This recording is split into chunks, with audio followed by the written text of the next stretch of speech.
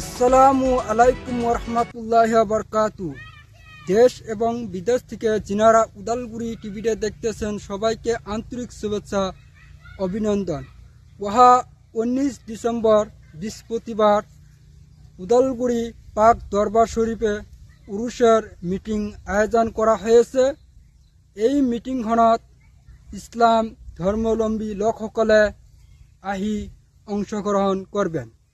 ওহা 19 December বৃহস্পতিবার উদালগুড়ি পাক দরবার শরীফে উরুসের মিটিং আয়োজন করা হয়েছে।